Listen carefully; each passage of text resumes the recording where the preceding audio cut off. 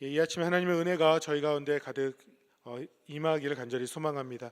예수님께서는 오늘 굉장히 중요한 논쟁을 하십니다.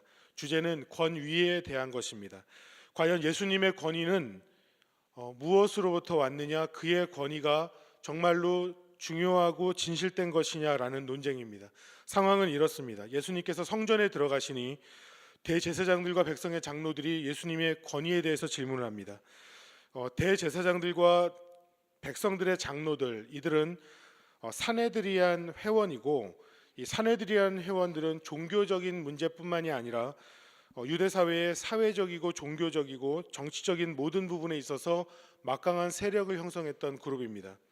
또한 유대를 다스리는 헤롯 편에 붙어서 있기도 하고, 또는 때로는 유대인들의 편에 붙어서 있기도 하면서 이도저도 아닌 모습, 그러나 이득을 다 취하고 권력을 누리는 그런 아마 기득권 세력이기도 했습니다. 이들이 예수님께 물은 그의 권위에 대한 질문은 어떠한 의도로 한 질문이겠습니까? 이 질문이 정말 몰라서 궁금해서 한 질문이 아니라는 것입니다. 예수님을 공경에 빠뜨리려는 음흉한 질문이라는 것이죠.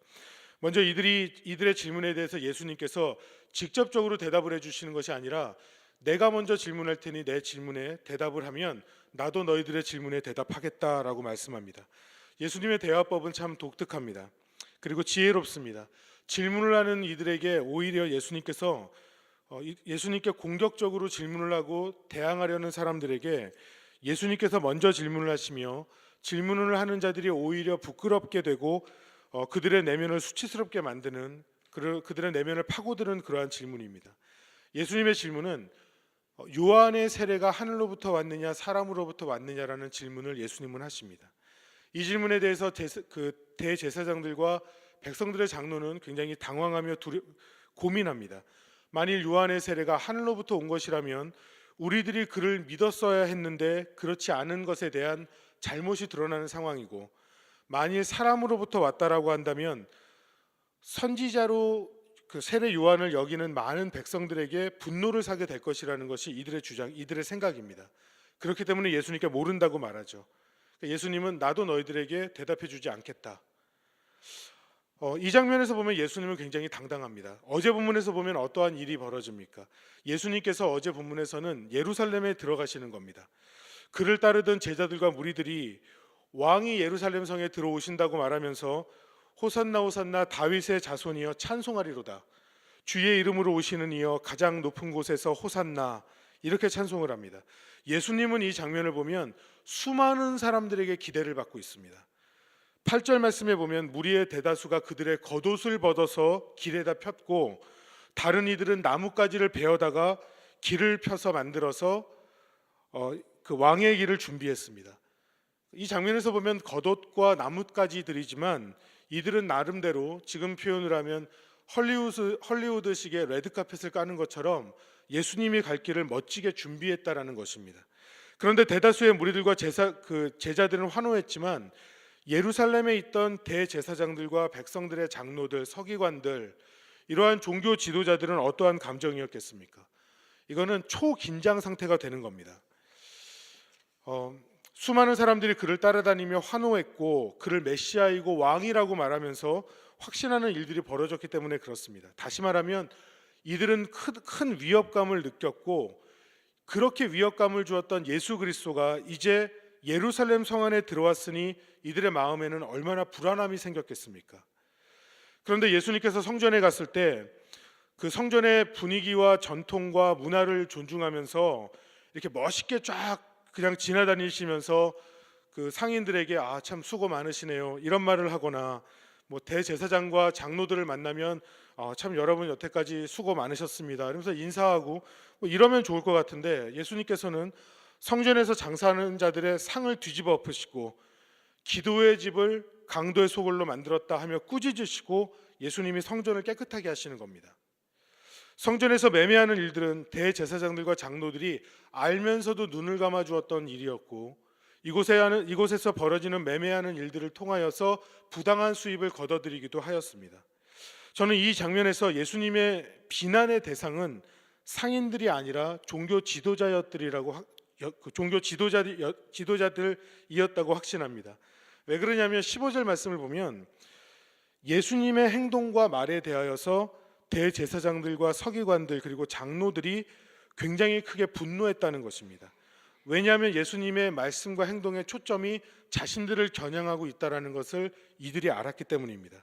그 일이 있은 후에 오늘 본문으로 이어져서 권위에 대한 질문을 하고 있는 겁니다.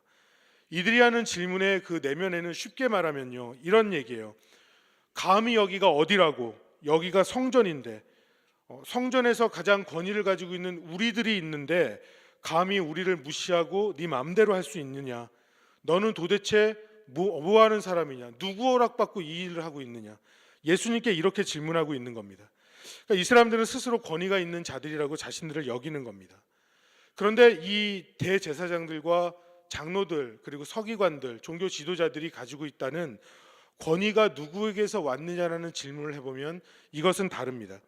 종교 지도자들의 권위가 어디에서 왔느냐라고 할 때 세례 요한의 권위에 대한 질문을 놓고 이들이 고민할 때 이들의 그 마음의 중심에는 사람을 두려워함이 있습니다. 사람을 두려워했기 때문에 세례 요한의 요한의 세례가 사람으로부터 온 것이라고 말하면 그를 따르는 많은 사람들이 자신들을 향해 분노할 것이기 때문에 대답할 수 없다라고 이들은 생각을 하는 거거든요. 그러니까 이들이 지금 종교 지도자로서 가지고 있는 권위는 어디서 온 것이냐면 하늘로부터 온 권위가 아니라 사람으로부터 온 권위라는 것을 스스로 알고 있는 것입니다. 그렇기 때문에 백성들이 무섭다고 얘기하고 예수님께는 잘 모른다고 대답을 한 겁니다. 이러한 자들에게 예수님께서는 비유를 들어서 이제 설명해 주십니다. 그것은 한 아버지가 두 아들에게 포도원에 가서 일을 하라고 말했을 때 첫 번째 아들은 가겠다고 말하고 가지 않고 두 번째 아들은 안 가겠다고 말하고 후에 뉘우쳐 다시 갑니다.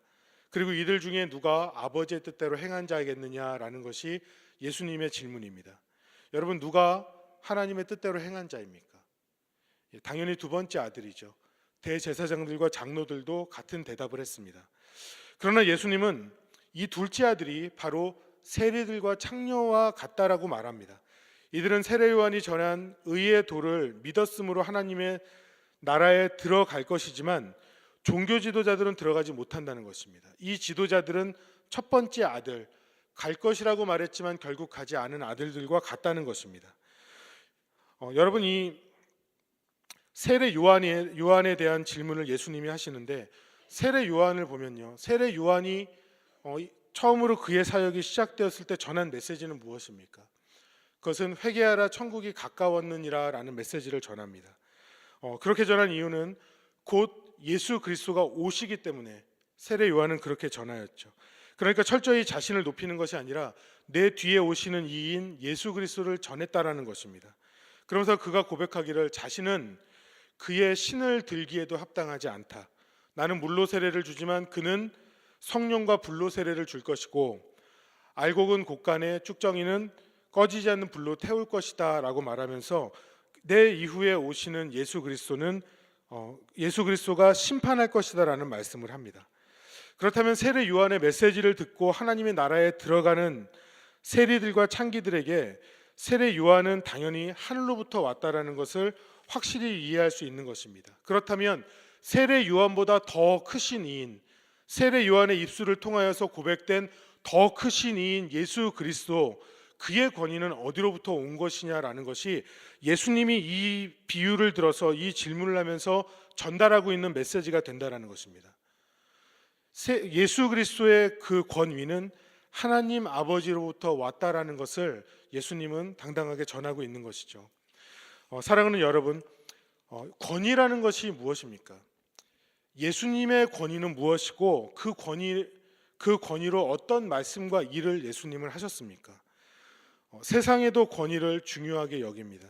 그러나 세상의 권위는 하나님 나라의 권위와는 같지 않습니다. 세상에서 주장하고 취하려고 하는 그 권위는 예수 그리스도를 주로 고백하며 따라가는 우리들의 삶의 권위와는 다른 것입니다. 세상은 감투, 타이틀 이런 것들이 권위로서 작용합니다. 이 감투를 쓰게 되면 마음대로 권위를 행사할 수 있을 것이라고 생각합니다. 그것이 요즘 세상에서 소위 말하는 갑질이라는 것입니다. 더 소유하고 싶고 더 누리고 싶고 주저없이 하고 싶은 거 마음대로 해도 될 것 같은 게 이들이 가진 권위라는 것입니다. 그런데 여러분, 성경에서 예수님이, 하늘로부터 온 권위를 가지신 예수님이 말씀하시고 보여주신 그 권위는 어떤 것입니까? 여러분, 예수님의 권위는 세상의 것과 같지 않았습니다. 예수님은 하늘과 땅의 모든 권세를 가지신 분이었습니다. 귀신도 쫓아내시고 죄도 사하시는 권세가 있었습니다. 풍랑도 말씀으로 꾸짖어서 잠잠케 하시고 병든 자를 고치셨습니다.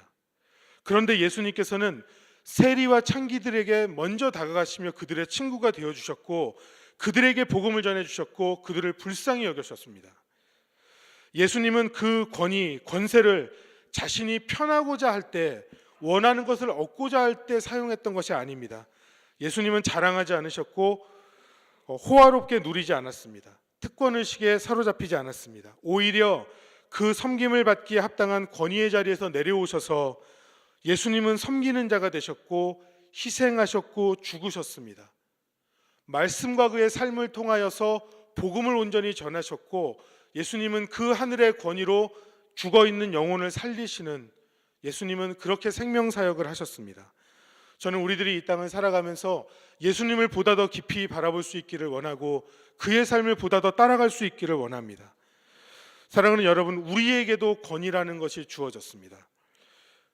교회에서도, 가정과 직장에서도, 지역에서도 우리는 권위가 있습니다. 그런데 여러분, 이 권위는 과연 어디에서 온 것입니까? 우리가 가지고 있는 권위는 주님께서 우리에게 위임해 주신 것이라고 믿습니다. 위임받은 권위, 주신 분의 뜻대로 사용되어야 주신 분이 영광을 받으시고 기뻐하는 것입니다. 그렇기 때문에 주어진 권위로 누리고 자랑하는 삶이 아니라 우리의 삶과 섬김은 예수님의 권위를 따라, 그분의 삶을 따라 낮아지고 섬김의 철저한 삶을 우리는 살아야 하는 것입니다. 여러분, 이 하나님의 권위로 철저히 믿고 예수님의 삶을 따르는 자의 삶은 여러분 당당합니다. 세상의 권위 앞에서도 두려움이 없는 것입니다. 하나님이 나의 권위이시고 내게 하나님의 말씀의 권위로 나를 확증시켜 주시기 때문에 그렇습니다. 저희가 잘 아는 마틴 루터는요, 1526년 4월 16일에 보름수에서 열리는 회의에 참석합니다. 이 당시의 상황은 이미 루터의 저서와 설교를 통하여서 로마 교황청으로부터 이미 여러 차례 비난을 받았고 루터는 이미 파문당한 상태였는데 독일의 황제였던 카를 5세가 루터를 다시 한번 청문회 장소에 그를 세워서 그의 그 신학의 정당성, 이단성 이런 것들을 확인하기 위해서 루터를 부른 것입니다. 이것은 가서 잘못되면 루터가 죽을 수도 있는 상황입니다. 루터에게는 그 청문회에서 두 가지 질문을 하죠. 하나는 이 책들이 당신이 쓴 것이 맞습니까? 이에 대해서 루터는 예라고 대답합니다.